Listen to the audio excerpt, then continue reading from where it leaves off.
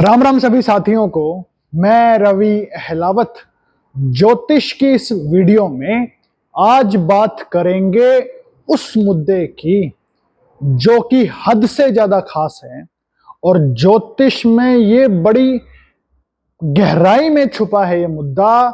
और उस मुद्दे का नाम है योद्धा बनाने का ज्योतिषीय फॉर्मूला।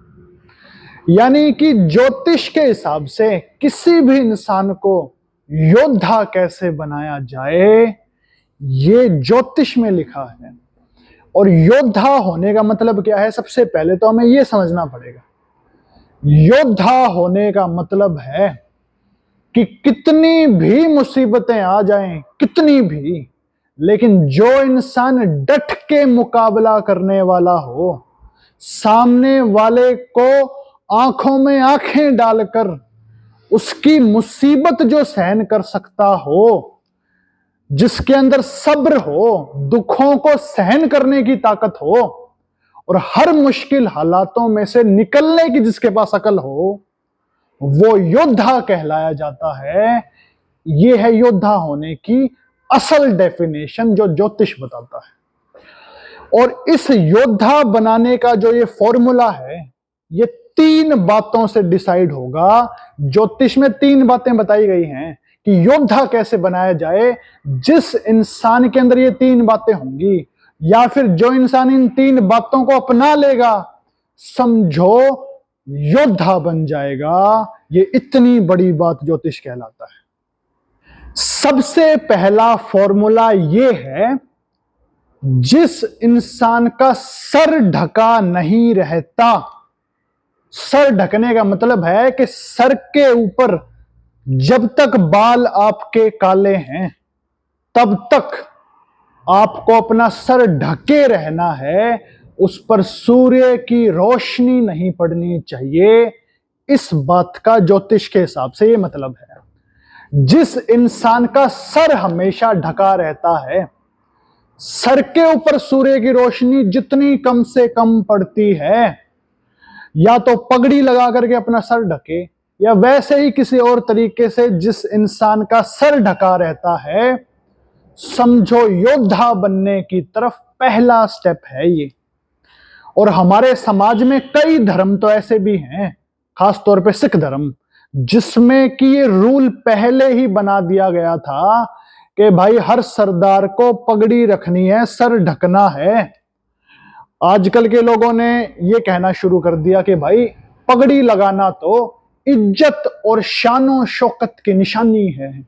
लेकिन ज्योतिष इससे बिल्कुल अलग बात कहता है कि ये बेशक दुनियावी हिसाब से इज्जत की निशानी होगी, लेकिन ज्योतिष के हिसाब से ये सूर्य और बृहस्पति को प्रबल करने की निशानी है।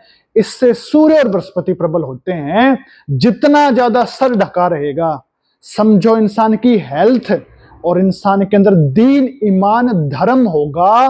और अगर धर्म ना भी हो, लेकिन वो बुराइयों से बचा हुआ होगा, ये गारंटी की बात है, ये ज्योतिष बतलाता है।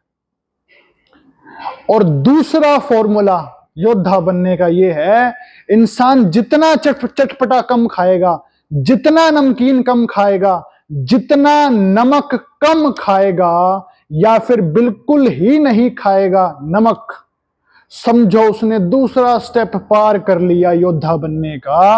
अब वो इंसान कितनी भी मुसीबत आ जाए, वो डट के मुकाबला करने का उसके अंदर साहस होगा और अकल भी उसकी पूरी होगी। ये दूसरा स्टेप क्रॉस हो चुका।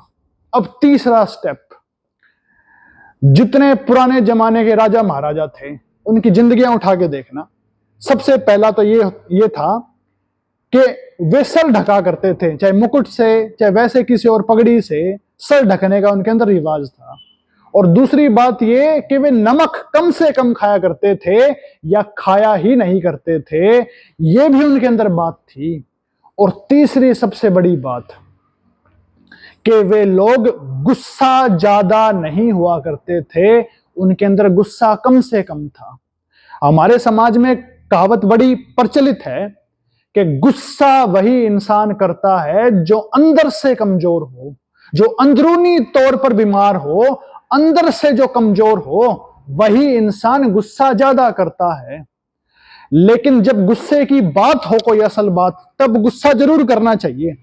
लेकिन जो छोटी छोटी बातों पर भड़कता रहता है, सामने वाले के उकसावे पर जो तुरंत उकस जाता है, ऐसे जितने लोग हैं वे अंदरूनी तौर पर कमजोर हैं। ये गुस्सैल लोग जिंदगी में कभी कामयाबी नहीं पा सकते, और योद्धा बनना तो बहुत दूर की बात है।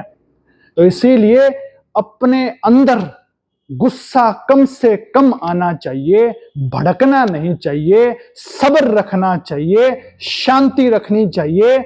जब कोई असल बात हो, तब सामने वाले के हलक में हाथ दे देना चाहिए, यह भी बात होनी चाहिए। तो ये पुराने जमाने के राजा महाराजों में यह भी गुण था जो मैंने आपको बताया है। तो ये गुण जिनके अंदर होंगे, ये 3 गुण, सबसे पहले पगड़ी लगाना स्टार्ट कर दे, सर ढकना शुरू कर दे। दूसरा, नमक बिल्कुल ही ना खाए या कम से कम खाए।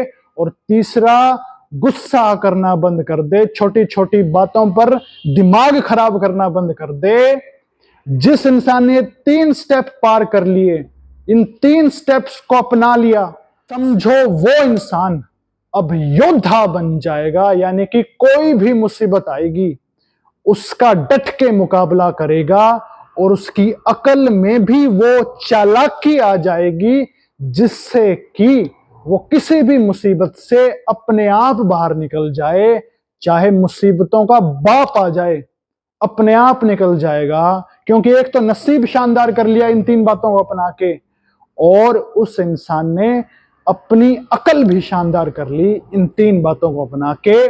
और चौथी एक और बात है, अगर उसकी कुंडली के अंदर, उसके टेवे के अंदर, अगर उसकी किस्मत के अंदर बुध भी प्रबल है, अगर बुध प्रबल है, बुध अच्छा है, तो इंसान महायोद्धा बनता है।